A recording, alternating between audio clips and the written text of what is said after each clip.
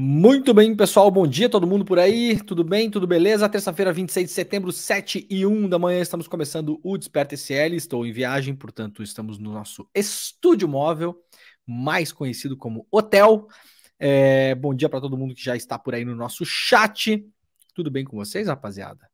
Hoje, terça-feira, teremos General Heleno. Eu acho que é o único cara do governo Bolsonaro que eu sei imitar com alguma chance de não passar vergonha.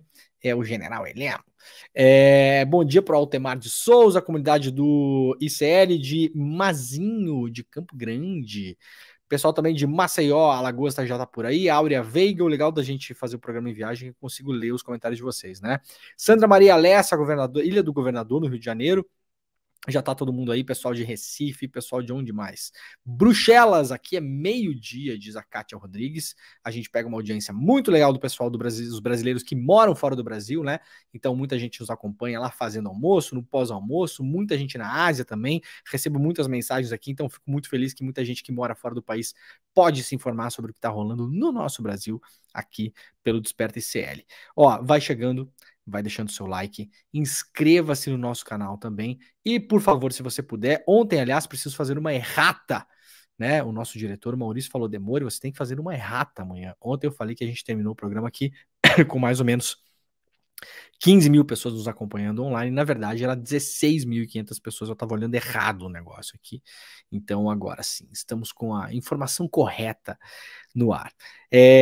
Muito bom dia também para o pessoal que está nos acompanhando na TVT, também na TV Quirimurê. Para quem não sabe, nós estamos transmitindo este programa em rede, então você pode nos ouvir pela rádio, Rádio Brasil Atual em São Paulo, TVT em São Paulo, televisão aberta e também TV Quirimurê na Bahia. Se você tem dificuldade aí com internet ou tem internet limitada, por conta do preço do pacote da internet, você pode nos acompanhar pela televisão e pelo rádio também, sem gastar a sua maravilhosa internet. O pessoal de Belém do Pará também tá por aí, mais gente da Bélgica, 2 pessoas da Bélgica hoje.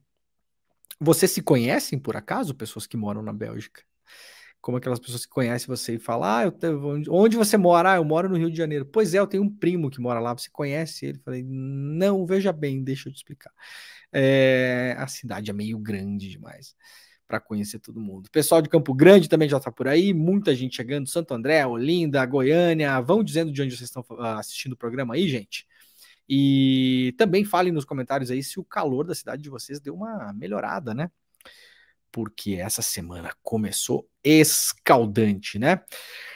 Vamos lá, então. A gente tem bastante notícia hoje. Vamos começar aqui com notícias sobre o clima, que é o que temos feito tradicionalmente neste programa, né? Aliás, este programa é um dos programas que mais dá atenção devida para o clima, né? Desde antes de ser modinha, inclusive, né? Desde antes dessa onda de calor que a gente está passando aí, a gente já dá muita atenção para o que está acontecendo no clima aí. Então vamos lá. Depois do calorão, a frente fria atinge parte das regiões sul e sudeste nesta semana. Depois da intensa onda de calor que afetou o Brasil, uma frente fria está a caminho das regiões sul e sudeste, trazendo mudanças drásticas no clima. Esta semana, o Instituto Nacional de Meteorologia, o INMET, prevê grandes volumes de chuva, temporais e possibilidade de granizo. Parece que a gente está lendo todo dia as mesmas notícias, mas não são, tá? São notícias diferentes, de dias diferentes, de uma coisa que vem aí se arrastando já há muitas semanas. Esse granizo, esses temporais, podem acontecer principalmente no Rio Grande do Sul e em Santa Catarina. Segundo o INMET, isso ocorre devido à interação justamente do ar quente, que persiste no centro do país, em parte da região sul, com o ar frio que vai entrar pelo Rio Grande do Sul. Eu sempre gosto de lembrar, até 2 dias atrás nós estávamos no inverno, né? A gente está batendo ondas de calor absurdas no inverno. Por isso, até quarta-feira, portanto, também conhecido como amanhã, são esperados volumes de chuva em torno de 100 milímetros, podendo ser ainda maiores em algumas áreas do Rio Grande do Sul, especialmente na faixa central e arredores da região metropolitana. A faixa central, lembrando, foi a área mais atingida pelas chuvas que acabaram levando a vida de muitas pessoas e ainda tem muita gente desaparecida, né? Além disso, o estado gaúcho enfrentará ventos intensos superando 70 km por hora devido à formação de um novo ciclone extratropical na sua costa. Então já sabem, né? Quem está no sul do país, sempre faço aquele alerta. Quem puder, quem mora em regiões descampadas, cuidado, mas cuidado redobrado, né? Também com os animais, o que é importante, né? Claro. A gente viu aí vários animais feridos, perdidos e também mortos, com o que aconteceu com as chuvas na semana retrasada. Então, tomem um cuidado extra. E quem puder, vou fazer aquele apelo de novo, né? Já deixa um plano B se você mora em uma região que pode ser afetada principalmente por chuvas intensas. O que é o plano B? Quem pode vai poder ir, por exemplo, para um hotel, né? Um hotel em segurança. Quem pode? É um contingente menor de pessoas que pode. Então, aciona o parente, o irmão, um amigo, né? Alguém que você possa contar. E se você mora numa cidade que está em risco, por gentileza, enquanto sociedade civil, é o máximo que a gente pode fazer também, alerte as autoridades, né? Cidades pequenas, onde você tem contato ali com as autoridades, não deixe de alertar, né? Você encontra as pessoas na rua, essas cidades pequenas, essa sim, né? Eu já morei em várias cidades muito pequenas, você encontra as pessoas na rua, ou você pode também se dirigir até a prefeitura, até os bombeiros, até a Defesa Civil e falar: ó, pessoal, não sei se vocês estão sabendo, né? Para quem eventualmente está em Marte, mas poderemos ter problemas hoje, amanhã. Então, vocês já estão preparados aí? Já tem alguma estrutura? Vocês estão ligados no que pode acontecer? Né? O salão lá da paróquia, o ginásio da cidade, enfim, os lugares onde dá para abrigar pessoas em caso de tempestades, por exemplo, e inundações, tá? Então, fiquem de olho porque a coisa pode piorar de fato, né? Novo ciclone se forma na costa do Rio Grande do Sul e reforça temporais nessa terça-feira. Aqui mais uma notícia do G1 falando também sobre o clima. A Defesa Civil, claro, mantém o alerta, emitiu 2 alertas na segunda-feira no Rio Grande do Sul com vigência de 24 horas cada um. Um é para chuvas intensas com volumes elevados, com riscos de cheias em arroios, rios pequenos e enxurradas para a região metropolitana, também para as regiões litoral norte e parte da Serra. Então tá aqui o alerta da Defesa Civil. O Guaíba, em Porto Alegre, essa imagem aqui é uma imagem inusitada, não acontece com muita frequência. Vocês estão vendo aqui, são mega portões que foram construídos, né, há décadas já para tentar conter inundações do Guaíba. O Guaíba está chegando em um nível perigoso. Ontem eu vi a medição, estava em 2,70 metros, parece.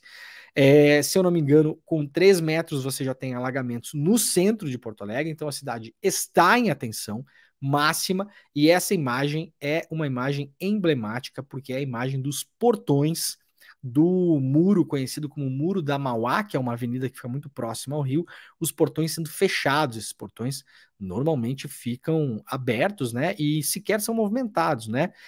Há uma dúvida, inclusive, ontem circulou notícia que alguns portões estariam com dificuldade para fechar porque não são movimentados há muito tempo, o que obviamente é um erro, né, porque você tem que movimentar e saber que esses portões estão funcionando, né. Então, espero que isso tenha sido regularizado.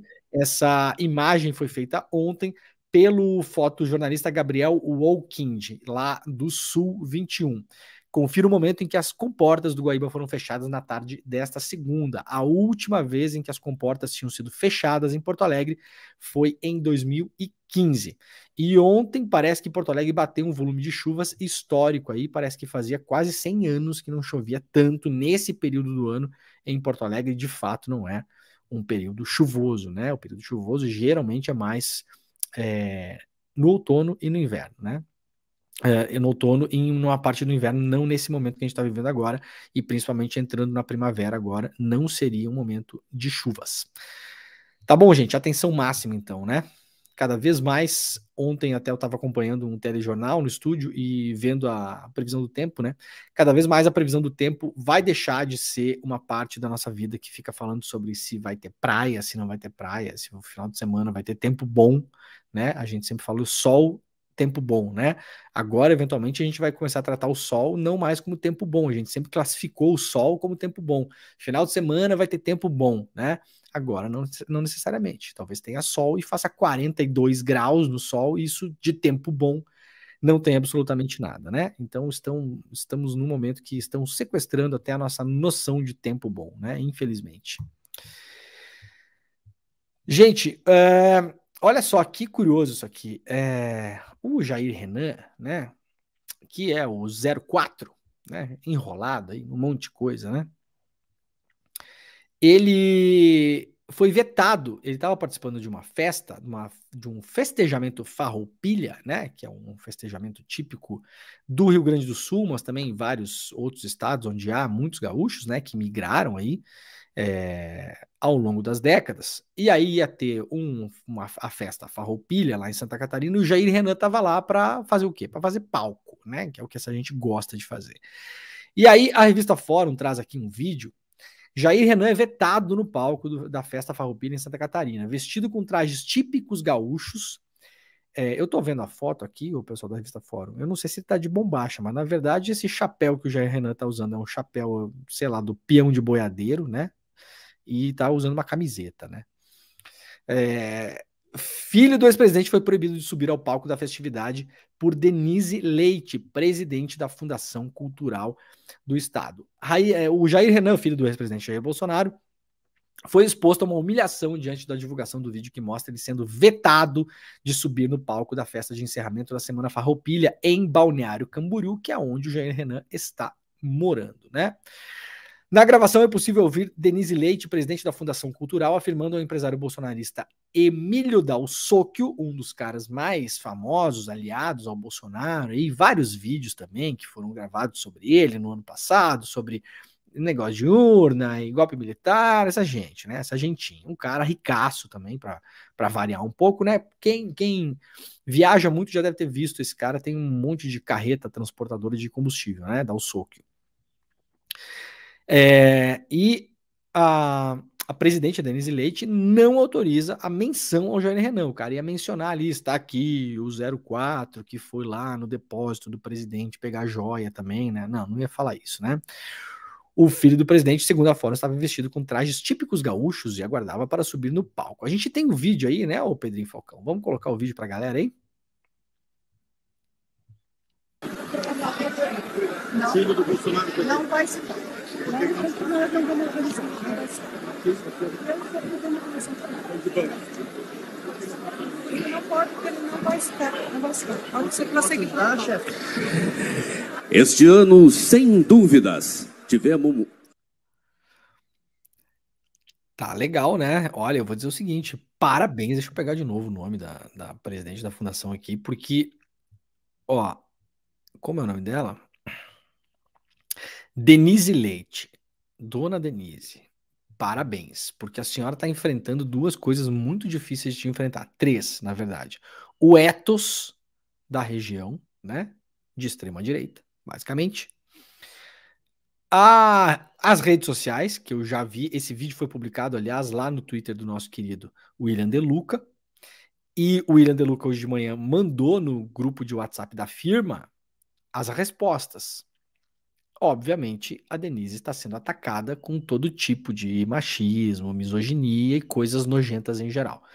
Mas principalmente por ela ter enfrentado ali, né? Porque não foi uma coisa que chamou o Dalsocchio num canto. Ali, esse cara, que é um cara complicadíssimo, para dizer o mínimo, né? Essa hora da manhã a gente, né, estamos um pouco mais tranquilos hoje.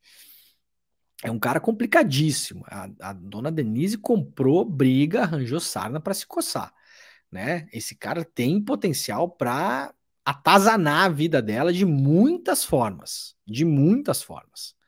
Agora, ela foi firme, ele estava lá atrás, né? Ele falou pro locutor, tá aqui o filho do presidente. Aí primeiro ela falou, não vai subir, não vai subir no palco. Aí o cara, o Dalsocchio falou, não, mas é só citar que ele tá aqui. Ela, não vai citar, não vamos autorizar. Aí ele pergunta por quê? Ela falou, por que não? Porque eu sou a presidente da fundação. Não vai citar porque não pode. E aí fala pro narrador, pode seguir o protocolo. Olha, tá aqui, né, o nosso querido De Luca. O empresário bolsonarista apontado como um dos principais mobilizadores da extrema-direita em Santa Catarina, Emílio Dalsocchio tentou fazer com que Jair Renan Bolsonaro fosse citado como autoridade na festa farroupilha. Tomou um fecho ao vivo da presidente da Fundação Cultural. Eu torço para que nada aconteça com essa senhora, mas olha, a gente sabe que essa galera aí não é mole, né? Então o 04 está em baixa lá, né? Encontramos alguém, William De Luca, que não seja bolsonarista. Não é bolsonarista, ainda mais no movimento tradicionalista gaúcho, né? Que é assim, ó, né? Parabéns para quem não é, né? Aquilo que eu sempre falo, né? Ah, Demore, você fala as coisas, mas não é todo médico que fica mostrando o Bilal, não sei aonde. Mas não é todo militar que é golpista. Mas sim, gente, parabéns para quem não é. Vocês querem que uma medalha? Vocês querem que eu mande que uma estátua para casa de vocês? Hein? Parabéns se você não é, né? A gente tá falando do ethos geral das coisas, né? Movimento tradicionalista gaúcho, né? Digamos que o ethos geral é o ethos aquele, né? Do machão, do não sei o quê, do mulher na cozinha, daquela coisa, né? Então foi lá a mulher e falou: não. Até porque que autoridade que o Jair Renan é, meu filho? O Jair Renan tá mamando num cargo, que é o que a família Bolsonaro sempre fez, né? Sempre fez negando, né? É muito curioso. Mamando num cargo lá no gabinete do senador Jorge Saif, que era o ministro da pesca do Bolsonaro, virou senador, né? É um desses que a gente vê na CPI aí, nas CPIs por aí, né? Com fosfato reduzido, né? E aí tá lá fazendo o quê, gente? Em Camboriú, né? De onde essa pessoa é autoridade para ser citada em festa? Ai, ai, vamos lá.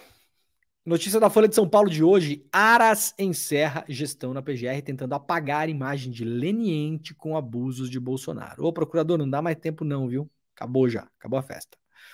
O Aras está naquele momento que o garçom já tá colocando a cadeira virada em cima da mesa, né? E ele tá querendo dançar sozinho lá na pista, mas não tem mais nem música. A banda já foi até embora, o doutor. Augusto Aras chega ao término do seu segundo mandato no comando da PGR, dedicado à tentativa de apagar a imagem amplamente difundida de ter sido leniente com os abusos de Jair Bolsonaro e com a resposta errática do ex-presidente à pandemia de Covid de 2019. 700 mil mortos. A gente não pode esquecer. Isso não pode passar a história como uma cifra que a gente esquece que por trás dela há pessoas e famílias enlutadas, né? 700 mil mortos. Milhões de familiares perderam seus entes queridos e outros tantos milhões de pessoas perderam pessoas queridas que não eram familiares, mas eram amigos próximos, né? Irmãos de criação, irmãos da vida, irmãos e irmãs, né? 700 mil pessoas mortas durante a Covid, com tudo o que nós vimos acontecer, com tudo o que a CPI da Covid expôs. Aliás, talvez a melhor CPI que eu já tenha visto desde sempre, né? Pela clareza do que foi exposto ali, de esquemas de corrupção, até o Bolsonaro não respondendo dezenas de e-mails de farmacêuticas que estavam praticamente implorando para o governo comprar vacinas. Por quê? Porque a Big Pharma é boazinha? Não, não é por isso, meu querido, minha querida, tá bom? Não é por isso. Ninguém é ingênuo aqui. Todo mundo acorda cedo aqui, né? As pessoas acordam cedo. Quem tá vendo esse programa tá acordado cedo, tá esperto. Tá desperto, aliás, que é o trocadilho deste programa, né? Desperta, meu senhor e minha senhora. Porque os caras da indústria sabem que, historicamente, o Brasil é um mega vacinador. O Brasil seria um case mundial de vacinação contra a Covid. Simples assim. A vida como ela é. Ninguém está dizendo que os caras são bonzinhos. Até porque não são. É uma indústria, né? Dentro de um sistema capitalista. Ponto. Não é esse o ponto. Porque eu sei porque muita gente coloca isso, né? Ah, mas o Big Pharma também não sei o quê. Não, ninguém estava querendo fazer. A Pfizer não estava querendo fazer filantropia, estava querendo fazer negócio. Só que o negócio era bom para as pessoas, para que as pessoas não morressem, né? Tem negócio que, no fim das contas, há um efeito bom no negócio, né? Ou alguém é contra a indústria de airbag no carro, né? A gente tem que também colocar as coisas como a vida funciona, de fato, né? Alguém é contra a indústria que cria, sei lá, a corda de segurança em elevador? Ah, mas a indústria vai lucrar milhões de elevadores no mundo todo. Sim. Agora vamos passar para a vida real. A Pfizer queria fazer do Brasil um case global de vacinação, porque sabe que o nosso SUS vacina, sabe vacinar. Está espalhado pelo país todo. Tem know-how, como diz o empresário, né? Então, diante disso, o Aras não fez absolutamente absolutamente nada. Pegou o relatório da CPI da Covid e jogou no lixo. Não teve nenhuma consequência em relação ao que aconteceu. Bharat Biotech, dinheiro que foi para paraíso fiscal para comprar vacina que não existia. O Paraguai está até hoje enrolado com as vacinas que compraram lá da farmacêutica. Lembram da história da farmacêutica, do irmão do deputado Luiz Miranda, que era funcionário do SUS, funcionário do Ministério da Saúde, na verdade, que impediu a compra, na verdade a compra não, o pagamento antecipado de vacinas que não seriam entregues. O Paraguai entrou nessa, comprou essas vacinas. As famosas vacinas da Bharat Biotech. Nunca as recebeu. Eu li essa notícia no programa esse ano ainda, aliás. O Paraguai nunca recebeu as vacinas e estava tentando brigar na justiça até 2 meses atrás para tentar reaver o dinheiro. Se eu não me engano, o Paraguai comprou 5 milhões de dólares, o que para o Paraguai não é nada, não é pouco, né? A gestão de Aras se encerra hoje, né? Terça-feira, sem que o presidente Lula tenha indicado alguém para substituí-lo. O nome do escolhido será submetido ao Senado Federal. A PGR será comandada interinamente pela subprocuradora Eliseta Ramos, que atualmente ocupa a vice-presidência do Conselho Superior do Ministério Público Federal. Desde o retorno do Lula no Planalto, o Aras fez um jogo de cena ali, né? Intensificou seus canais de comunicação com o governo, fez algumas intervenções públicas, fez alguns movimentos que pretensamente poderiam agradar à esquerda, ao governo, aquela coisa toda. O discurso de que não foi tolerante com os poderosos e com os arroubos golpistas de Bolsonaro. Na verdade, nada disso adiantou, porque foi, de fato, péssima a gestão do Aras, talvez uma das piores que eu já tenha visto, né? Tinha no passado o tal do, se não me engano, era Geraldo Brindeiro o nome do cara, né? Que era o conhecido como engavetador geral da República.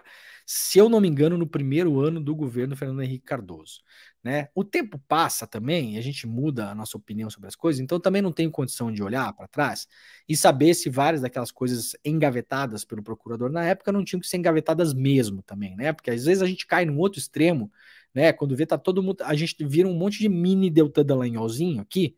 Tem que cuidar com isso também, né, gente? Vira um monte de mini Deltan Dallagnolzinho que acredita também que vale tudo para aprender as pessoas, né? Então também não sei se era o cara engavetador e tal, não sei o quê. Né? Era coisa que corria na época. Agora, o Aras eu sei. O Aras eu sei. Esse eu sei. Muita coisa que o Aras não levou para frente não deveria ter levado mesmo. Claro, a pessoa não vai só errar. Né? O cara ficou anos ali. Óbvio que vai acertar de vez em quando. Agora, a Covid é o exemplo, a época da Covid é o exemplo do trabalho feito pelo Aras, né? De nada saudosa memória. Agora, a PGR, o Lula deve estar ligado nisso, eu posso imaginar, né? Mas a PGR fica na mão agora de alguém que não foi escolhido por ninguém, né? E o problema é que, sem sucessor anunciado, a Aras será substituído por interina, que já assinou nota a favor de Sérgio Moro. Eliseta Ramos é vice-presidenta do Conselho Superior do Ministério Público Federal, a quem cabe assumir a PGR em caso de vacância.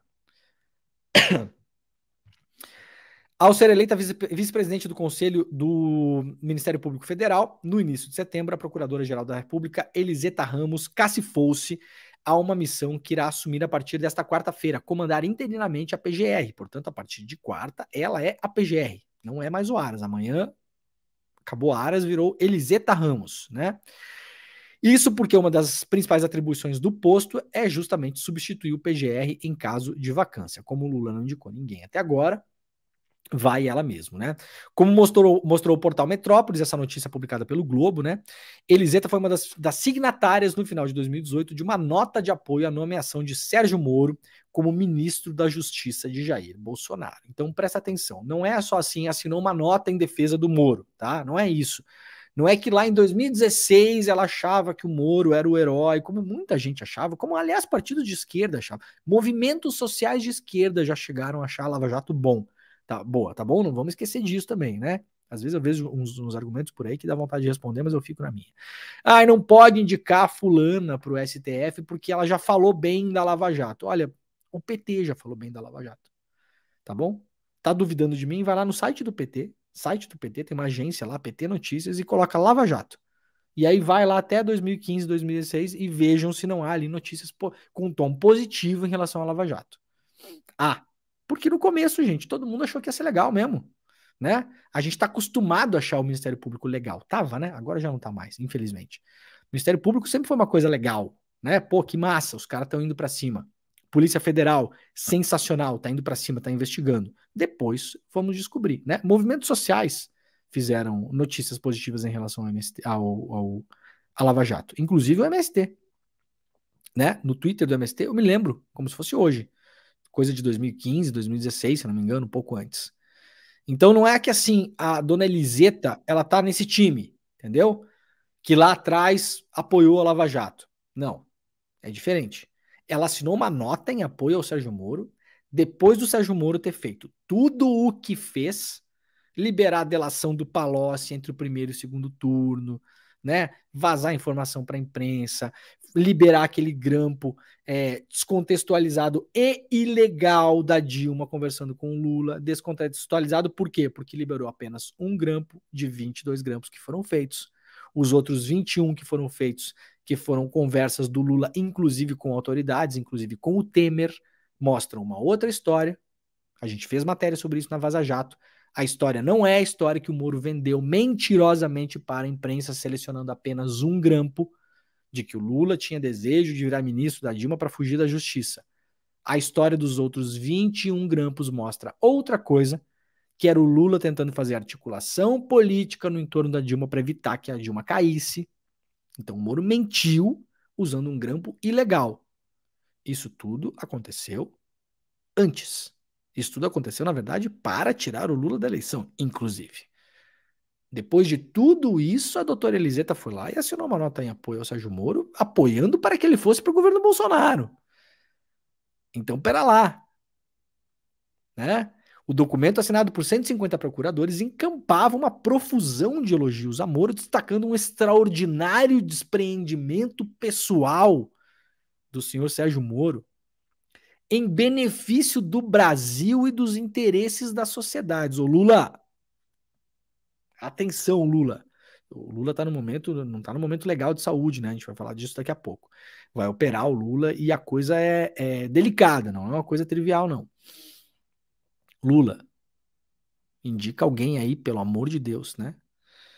Porque assim, essa aqui não dá, né? Pelo jeito, não dá. Talvez tenha mudado de opinião, vamos ver, né?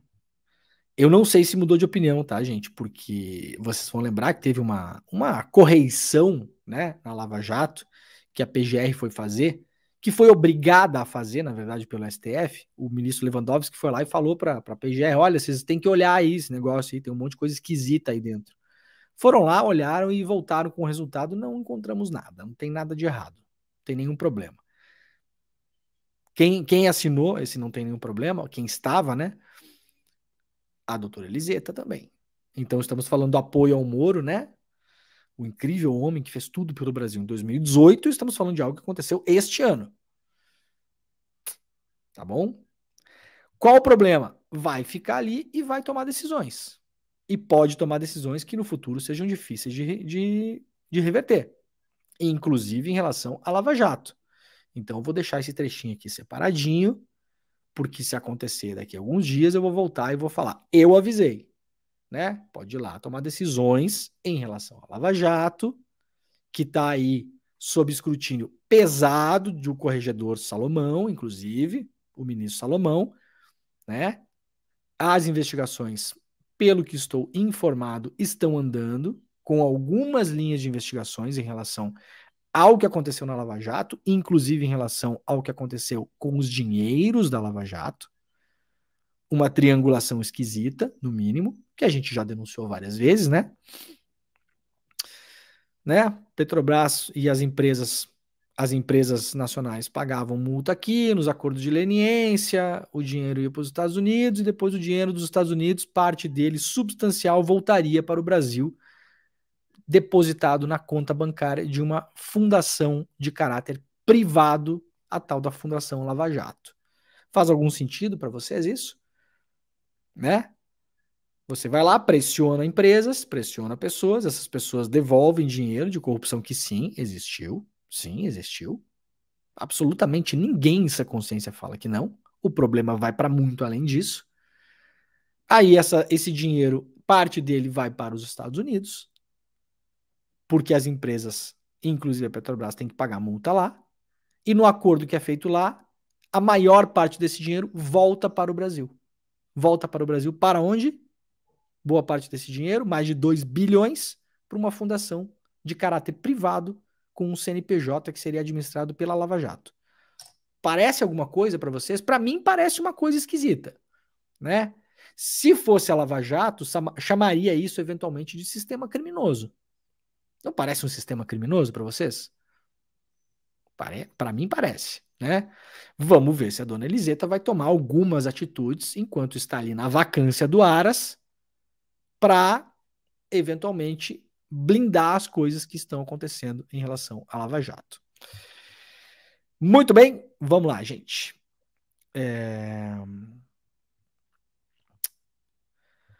Comandante do Exército impediu o desmonte de acampamento no QG e chamou o general de maluco. Matéria publicada lá no Estadão, coluna do Marcelo Godoy. O Dutra é um irresponsável, um maluco. Mandei cancelar a operação. Foi assim que o general Marco Antônio Freire Gomes contou a integrantes do alto comando do Exército, no dia 29 de janeiro de 2022, a sua decisão de mandar parar a retirada dos manifestantes acampados em frente ao quartel-general do Exército. Freire Gomes explicou aos 4 estrelas a razão da sua ordem. Se houvesse um tumulto, ninguém saberia qual seria a reação do Jair Bolsonaro a 2 dias da posse de Luiz Inácio Lula da Silva. Ou seja, vamos acompanhar a lógica do Freire Gomes. Freire Gomes é o cara que se sai bem, né? Na história do Almirante Garnier da semana passada. Bolsonaro se reúne com o comandante da Marinha, da Aeronáutica e do Exército. Fala o seguinte: vamos cancelar as eleições e prender opositores? O que vocês acham disso? O comandante da Marinha fala: oba, vamos lá. O comandante do Exército fica quieto. Aí vocês interpretem o silêncio como vocês quiserem, né? Tinha por função, inclusive, avisar que aquilo era crime. Fica quieto. O Freire Gomes é o cara que faz vazar para a imprensa uma frase que ele teria dito para o Bolsonaro, a qual eu me dou o direito, como cidadão, de duvidar dessa frase, porque o Freire Gomes teria dito para o Bolsonaro, vejam que coisa teatral e cinematográfica, né? Você não pode fazer isso, e se você fizer isso, eu vou prender você. Eu duvido que ele tenha falado essa frase deste jeito. Eu posso imaginar que ele possa ter dito: se o senhor fizer isso, o senhor corre o risco de ser preso. Até porque ele, comandante do Exército, não poderia prender o presidente da República. Isso também seria um golpe, na verdade, né? Seria o golpe dentro do golpe, né? O comandante do Exército prendendo o presidente da República numa sala, né? O Freire Gomes, eu duvido que essa frase saia da sua boca, tá bom? Parece uma coisa construída para o senhor parecer bem na foto, né? Mas talvez o senhor possa ter falado para o Bolsonaro: ó, Bolsonaro, melhor não, né? Nós não temos o apoio dos Estados Unidos, que já falaram para a gente não se meter nisso, né? A sociedade civil está dividida, aquela coisa, então dá uma segurada aí, o senhor é meio maluco mesmo, é capaz do senhor ser preso. Isso pode ter acontecido. Aí, o Freire Gomes agora aparece aqui como um personagem que não deixou desmontar o acampamento dos golpistas em Brasília. Então, ao mesmo tempo em que ele falou para o Bolsonaro não dar um golpe, ele deixou os golpistas ali tentarem dar um golpe, né? Porque o que estava se cometendo no acampamento era flagrante uma violação às leis que falam sobre golpe de Estado. As mesmas sobre as quais as pessoas estão sendo julgadas agora no STF, inclusive. Né? Então a gente não sabe o que o Bolsonaro vai fazer. Que brilhante raciocínio, né? Olha, a gente não sabe como o Bolsonaro vai reagir se a gente desmontar o acampamento dessas pessoas que estão acampadas aqui pedindo golpe militar. Então vamos deixar as pessoas acampadas aqui que estão pedindo golpe militar. Eventualmente elas podem sair daqui e de fato tentar um golpe militar. De fato, 8 dias depois elas fizeram exatamente isso. Que loucura, né? O Dutra, citado na conversa, era o então comandante militar do Planalto, general Gustavo Henrique Dutra de Menezes. Ele dera a ordem para desmontar o acampamento e pedir a reforço à PM do Distrito Federal, mas não avisou Freire Gomes, pois acreditava que Freire Gomes iria barrar a iniciativa. Ao ver o que acontecia na Praça dos Cristais, o comandante do Exército telefonou para Dutra. Estava enfurecido, segundo diz aqui o Marcelo Godoy lá no Estadão. Chamou ele de maluco e irresponsável. ordenou que todos os agentes fossem retirados dali imediatamente, ou seja, que o acampamento fosse mantido. Notícia importante, né, publicada pelo Estadão, a ver o que acontece em relação a isso. Também lembrando que, né, a gente está falando aqui de uma trama que envolve muitos interesses, né? O exército não é uma coisa monolítica onde todo mundo pensa igual, e também não é um lugar onde as pessoas não mentem, né? Como diz o Guilherme Amado, que aliás está na nossa tela aqui, pegando o exemplo de um militar que mente, o general Heleno, né? Como diz o Guilherme Amado, se tem uma coisa que o general Heleno faz ao natural é mentir, né?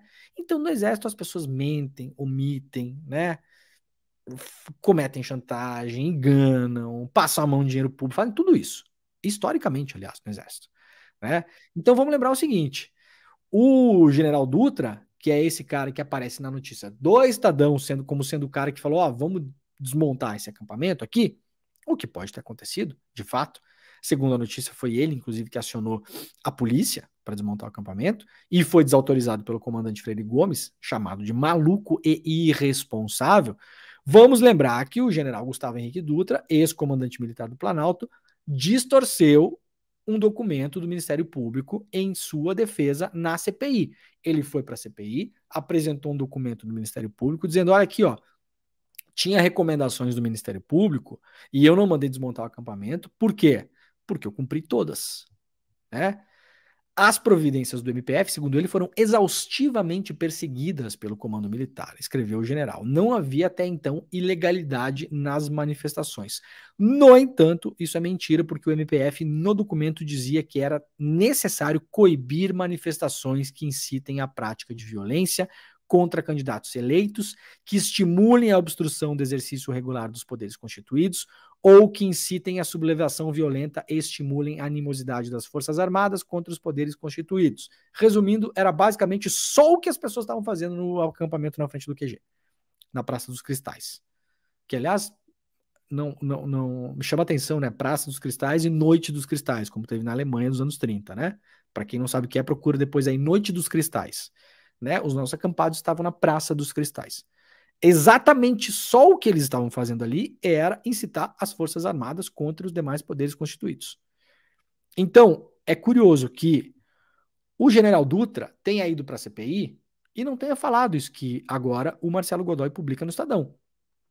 Por que é que ele não foi à CPI e falou, não, eu mandei desmontar e o comandante Freire Gomes me chamou de maluco e irresponsável. Isso seria contar a verdade. Tá vendo como o militar também vai lá para a CPI e também mente e omite? Em relação ao documento do Ministério Público, ele mentiu, o general Dutra. E se de fato ele foi o cara que mandou desmontar o acampamento em Brasília e foi desautorizado pelo comandante e chamado de irresponsável e maluco, ele omitiu uma informação crucial para a CPI. Crucial. Que, inclusive, como figura pública, lhe beneficiaria, né? Mas, claro, dentro do Exército não seria muito bom ele ter falado isso, né? Agora, a matéria vem à tona, né? O Jornal Globo foi lá ouvir o Mourão, né? E o Mourão falou o seguinte sobre a reunião do Bolsonaro com os militares, né?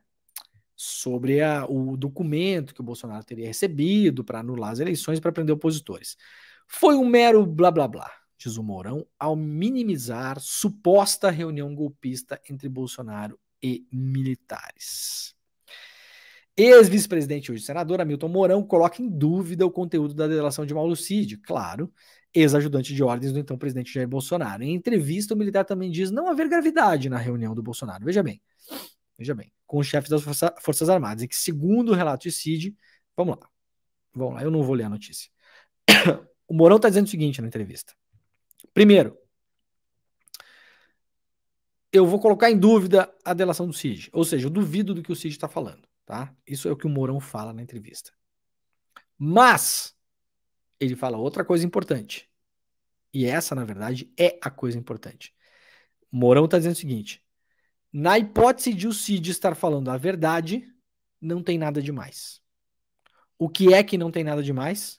Vamos admitir aqui, o Mourão está falando o seguinte: eu duvido da delação do Cid, mas se a reunião que ele está falando que aconteceu, não tem nada demais. O que é que aconteceu na reunião?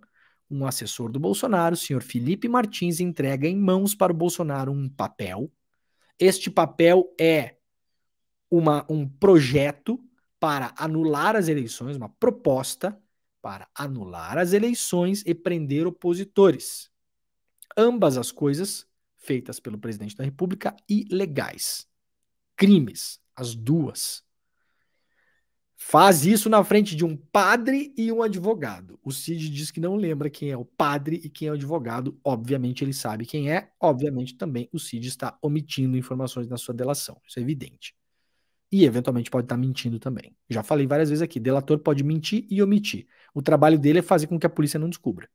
Mas pode. E aliás, delator mente e omite. Na regra, vamos colocar todos. Talvez tenha um delator que seja santificado, né, beatificado pelo Papa, que não mentiu e nem omitiu em delação. O delator vai lá, gente, para minimizar dano. Nenhum delator vai na frente da polícia ou do Ministério Público Federal para fazer confissão de igreja. O delator vai para lá para minimizar dano. O que é que passa na cabeça de um delator? Eu já tô ferrado. Não tem mais salvação. Os caras me pegaram. Às vezes de modo legal, às vezes de modo ilegal. Como nós vimos na Lava Jato, milhões de vezes a pessoa ia lá, ficava em prisão preventiva, 3 meses, 4 meses, 5 meses, 7, 8, um ano e meio, né? Você quebrava a pessoa.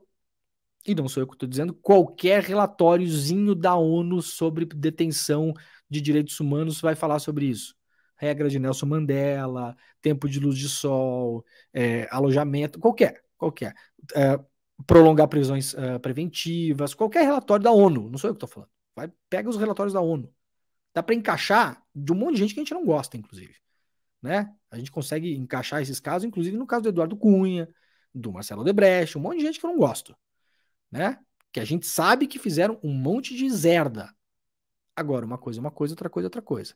O Mourão está falando que essa reunião, em que o Bolsonaro recebe esse documento, depois o Bolsonaro transporta esse documento para uma outra reunião, se reúne com os 3 comandantes das Forças Armadas, Exército, Marinha e Aeronáutica.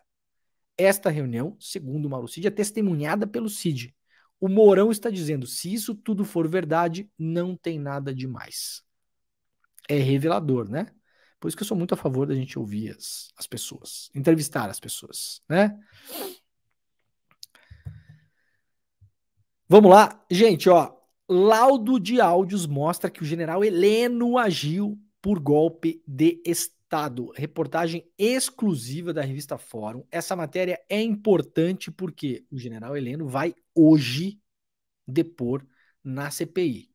Ele tentou não ir, conseguiu autorização do ministro Zanin para permanecer calado. Não sabemos como vai ser a sessão de hoje, mas é importantíssimo isso, porque pode ser confrontado pelos deputados e senadores lá na CPI. Quase um ano após integrantes das Forças Armadas ligados ao governo do então presidente Jair Bolsonaro terem ameaçado romper com a democracia no Brasil, e instituir um regime autoritário comandado pelo ex-capitão do Exército, que se negava a sair de lá, né? A Fórum recebeu um laudo técnico produzido por acadêmicos das universidades federais do ABC e Universidade de São Paulo, a USP. Então, esses áudios foram obtidos pela Fórum.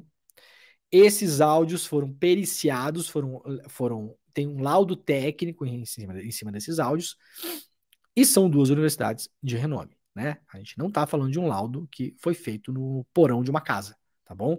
Universidade Federal do ABC e Universidade de São Paulo, a USP, que atestam que o general da reserva Augusto Heleno, ex-chefe do GSI e um dos principais personagens aí do bolsonarismo, é de fato o autor de áudios golpistas e ameaçadores que se espalharam pelas redes bolsonaristas prometendo uma ruptura política do país. Os 2 áudios estão publicados pela Fórum, só que tem um problema. Nessa madrugada, os áudios foram tirados do ar pelo YouTube. Eu acordei hoje muito cedo e, aliás, avisei o Renato Rovai, que é o publisher da Fórum, que os áudios estão fora do ar. Deixa eu ver se eles voltaram aqui. Não voltaram, tá? Até aqui estavam os áudios, ó, para quem tá vendo aí o nosso vídeo, ó. ouça aqui a primeira mensagem. Estavam aqui logo abaixo, mas agora a Fórum já até tirou da matéria, porque o YouTube tinha derrubado os áudios, tá? Resumindo, gente, o que é que tá acontecendo nesses áudios aqui? São áudios longos, tá? Do General Heleno falando, né? E ele basicamente fazendo todo aí uma ladainha enorme, né? Dizendo que o Lula, aqui, frase do Heleno, Lula não pode assumir porque é um condenado político, seja lá o que Deus isso que quiser mandar, né? O senhor, General Heleno, o senhor é um condenado político também. Milhões e milhões e milhões de pessoas no Brasil já condenaram o senhor politicamente, né? Ao ostracismo no mínimo. E a depender do que esses áudios possam revelar, para outros lugares também, né? Se bem que o senhor já está numa idade avançada, talvez não pegue cadeia, né? Então ele fala aqui uma série de coisas em relação ao Lula que não pode subir a rampa, não pode assumir, né? E aqui nós temos um problema, diz o Heleno. As Forças Armadas não irão obedecer às ordens de um condenado pela justiça. Ele está falando, obviamente, do Lula. Está falando de insubordinação militar em relação ao presidente eleito. Porque senão ela desonra toda a sua estrutura moral perante o povo brasileiro. E aí pode levar o país a uma guerra civil. Porque se o povo perder a confiança nas Forças Armadas, acabou. O General Heleno tem uma notícia para você. O povo já perdeu a confiança nas Forças Armadas. A confiança nas Forças Armadas durante o governo Bolsonaro derreteu. Sabe por quê, General Heleno? Por conta de figuras como o senhor. Pela sua mera existência, as pessoas começaram a duvidar das Forças Armadas. Claro, muita gente perdeu confiança nas Forças Armadas porque imaginavam que vocês iam dar um golpe, né? No fim das contas, aquelas pessoinhas que foram lá no 8 de janeiro sacaram o que vocês fizeram, né? Hoje vários estão mandando, inclusive, áudios por aí se arrependendo, né? E xingando os senhores, aliás, né? Porque as pessoas se deram conta, depois que foram presas, que serviram de bucha de canhão para um golpe que vocês, no fim das contas, nunca conseguiram dar, tentaram, maquinaram, vamos lembrar, né? Tentativa de destruir a credibilidade do sistema eleitoral, entrega de documento com tanque da Marinha na Praça dos Três Poderes, ou seja, desfile militar para afrontar a sociedade brasileira no exato dia em que se votava a PEC do voto impresso, não vamos esquecer disso, no dia em que o parlamento votava a PEC do voto impresso, os senhores colocaram tanques da Marinha na Praça dos Três Poderes para fazer uma manifestação patética e golpista. 7 de setembro de 2021, onde Bolsonaro chamou Alexandre de Moraes de canalha, dizendo que não vai mais cumprir nenhuma ordem do STF. 7 de setembro de 2022 e por assim por diante. Tentativa de explosão de bomba no aeroporto de Brasília, tentativa de invasão da sede da Polícia Federal, quebra-quebra em Brasília, até culminar no 8 de janeiro. Os senhores tentaram. Os senhores não conseguiram, porque não tinha, inclusive, apoio externo. Os próprios Estados Unidos se manifestaram em relação a isso. Que se houvesse apoio externo, os senhores perderiam, inclusive, a mamata que os senhores têm, porque é uma mamata de militares que fica viajando para lá e para cá, vai fazer curso, leva a mulher, papagaio, o marido, o cachorro, a galinha, o gato, os filhos, Portugal, Espanha, Argentina, Estados Unidos, né? Uma grande mamata esse negócio. E o Congresso americano fez saber publicamente, inclusive a gente falou sobre isso aqui no programa, que se os senhores interferissem na eleição, a cooperação militar com os Estados Unidos acabaria financeira e tecnológica. Ou seja, os senhores iam acabar as mamatinhas dos senhores, de vocês ficarem viajando para lá, recebendo coisa, né? Fazendo programa em conjunto, aprovando verba aqui no Brasil para desenvolver isso e aquilo. Então pesou também, né? Porque pesa, né? Gente, são 2 áudios longos, tá? Eu espero que o pessoal da revista Fórum, deixa eu ver se o Rovai me respondeu aqui, porque eu mandei mensagem pro Rovai, era 6 da manhã, né? 6h20, não respondeu. Vou avisar ele aqui, tô no ar. os áudios voltam hoje? Vou já perguntar aqui, quem sabe faz ao vivo, louco, bicho. Já vou perguntar para o Rovai aqui se os áudios voltam hoje. Então fiquem de olho na fórum, na revista Fórum, que eventualmente os áudios devem voltar em outra plataforma que não seja o YouTube, tá? De todo modo, as mensagens do Heleno, elas estão descritas na matéria. Então vocês podem entrar lá no site da revista Fórum, revistaforum.com.br, e ler a descrição dos áudios. Ó, eu vou dizer uma coisa que raramente eu digo aqui, porque eu acho que é chover no molhado e também não gosto de ficar reclamando em relação a isso. Mas, se isso aqui fosse dado pela Globo News, estava todo mundo falando, tá bom? Então, aprendam com este programa, que este programa também é um programa cultural, eu espero. Sobre o valor do peso notícia, né? O peso da notícia muitas vezes está atrelado em relação a onde ela é publicada. E mesmo nós, progressistas, de esquerda, revolucionários, sei lá o que você se considerar, que você está me assistindo nesse exato momento, mesmo nós temos a tendência, que é uma tendência quase automática, mesmo que a gente seja muito crítico em relação à mídia comercial, né? Mesmo aquelas pessoas que odeiam a Globo, não sei o que, a gente tem uma tendência automática a dar mais crédito a uma notícia quando ela é publicada no UOL, no Globo, no não sei aonde, na Folha, do que em outros lugares. Tá? Então, tentem dar uma mudada na mentalidade de vocês, porque a gente tem que avaliar o peso da notícia. O peso da notícia, ele fala mais do que onde ele está publicado. Né? Claro que a gente espera que o veículo tenha credibilidade para publicar as coisas que publica.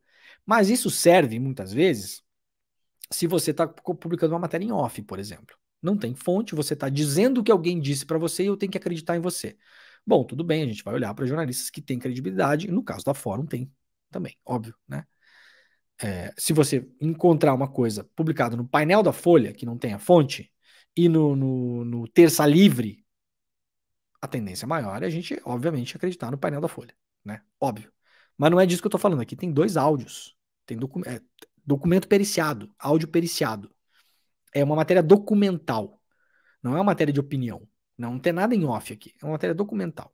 Se tivesse na Folha, as pessoas automaticamente compartilham, né? Muitas vezes, como está em outros lugares, a gente não se movimenta. Então não adianta só reclamar da mídia comercial não, tá, gente? Tem que se mexer também, tá? Zanin nega que General Heleno falte a CPI do 8 do 1, mas autoriza silêncio, então o Heleno vai estar na CPI, lembrando que o ICL transmite a CPI, né? Tempo de UTI, prótese e andador. Os detalhes da operação que o Lula vai ser submetido, né? Na próxima sexta-feira, dia 29, o presidente do Brasil vai passar por uma operação em que uma porção de 5 centímetros do fêmur vai ser extirpada, diz aqui, matéria do Jornal Globo. Portanto, é uma cirurgia delicada, complexa, que o Lula vai passar e, obviamente, vai passar por um tempo de recuperação e vai passar muito tempo despachando do palácio também, né? Então, o Lula agora, na sexta-feira, vai fazer essa cirurgia no Hospital Sírio-Libanês em Brasília. Então, o nosso público todo aqui, vocês, por gentileza também, se quiserem no chat, mandem aí uma boa recuperação para o Lula, que tudo aconteça muito bem e que logo ele esteja prontamente apto a voltar aí a comandar o Brasil, né? Para isso que a gente elegeu este homem, né? Então, este homem precisa ficar bem aí e vai ficar, tá, presidente? Um grande abraço e mandamos daqui as nossas energias positivas. Mandem no chat também, coraçõezinhos, o que vocês quiserem, né? Pro Lula passar bem por essa e para dar tudo certo, tá bom, gente? Ó, vamos lá. Última notícia muito rápida aqui. Quem quiser ler um pouco, entender o que está acontecendo na guerra da Ucrânia, mas nas guerras do mundo em geral, tem uma notícia, uma matéria que foi escrita pela revista The Economist e foi traduzida pelo Estadão, sobre os novos players, como se diz em revistas como a The Economist, da guerra, né? Isso vai fazer vocês entenderem muito também porque não há interesse nenhum, em praticamente nenhum líder do mundo, em negociar a paz na Ucrânia. É um grande negócio. Estou chovendo no molhado, todo mundo sabe que a guerra é um grande negócio, né? Mas a guerra da Ucrânia está na moda, tá, todo twitteiro está cheio de opinião sobre a guerra da Ucrânia. Bom, então, importante, leiam esta matéria. Eles vendem drones, caças e tanques baratinhos. Conheça os novos vendedores de armas do mundo. Os 5 maiores vendedores de armas do mundo, Estados Unidos, Rússia, França, China e Alemanha, são responsáveis por mais de 3/4 das exportações. Mas os fabricantes de armas novatos estão roubando o mercado da velha guarda. Isso está publicado no Estadão. É uma matéria da revista The Economist, tá bom? Bom, gente, ó, é importante. Nós teremos no dia 28, portanto, conhecido popularmente como depois de amanhã, uma super palestra com a Monja Cohen, tá bom? De graça, aqui no ICL, sempre exclusivo, ao vivo e de graça. Então você, por favor, faça a sua inscrição. Vai ser às 8 horas da noite e a Monja Cohen vai falar basicamente sobre ansiedade e depressão, os grandes males da pós-modernidade, né? Quem não conhece ou quem não é ansioso ou tem questões com depressão, né? Então, de novo, palestra com a Monja Cohen, ao vivo, exclusivo, de graça. O que é que tem que fazer, Leandrinho? Tem que só se inscrever. icl.com.br/desperta. icl.com.br/desperta para você receber o link da super aula da Monja Cohen, que o Edu vai tocar com ela, esse papo também, que vai acontecer no dia 28, portanto, depois de amanhã, quinta-feira, às 8 horas da noite. Tá bom, gente? Muito obrigado a quem nos acompanhou pela TVT, pela TV Quirimurê e pela Rádio Brasil Atual. Tchau para vocês, a gente volta amanhã. E galerinha que restou por aí, façam a sua inscrição, né? Garanta agora a sua vaga. O Desperta ICL está acabando, a gente volta amanhã de manhã, às 7 horas da manhã. Agora vai começar o ICL Notícias, primeira edição. Lembrando para vocês que a nossa rede segue conectada, então quem está nos assistindo na TVT, na TV Quirimurê e na Rádio Brasil Atual vai só ouvir e ver os comerciais. E já voltamos com o ICL segue também na rede e aqui nesse mesmo link pela internet, se você está nos acompanhando pelo YouTube, seja lá onde for, fica por aí, não precisa mudar de link, não precisa pesquisar nada no YouTube, porque o ICL Notícias primeira edição segue por aqui e depois todos os outros programas da manhã seguem por aqui também, né? O Em Detalhes, com a Gabriela Varela, e o programa sobre mercado, sobre os Faria Limers, né? Mas não é um mercado Faria, é um programa Faria Limer, obviamente, né? Com o André Campedelli e com a Débora Maganha, que vai também, então, até meio-dia você vai aqui com a gente no ICL Notícias, tá bom? Fiquem ligados, a gente volta amanhã às 7 horas da manhã. Muito obrigado, um beijo para todo mundo e tchau.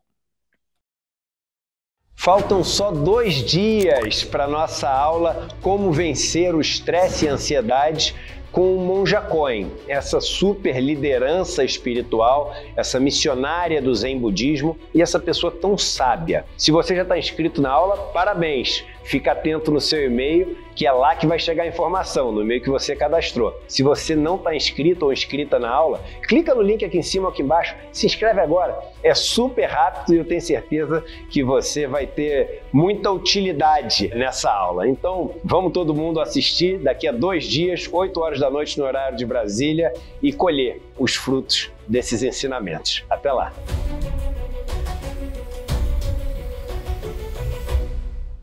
Olá, meu nome é Pilar Monteiro, eu sou a professora de espanhol aqui do Instituto Conhecimento Liberta e vim te convidar a fazer o curso de espanhol, este idioma que é considerado um idioma romântico no mundo ocidental.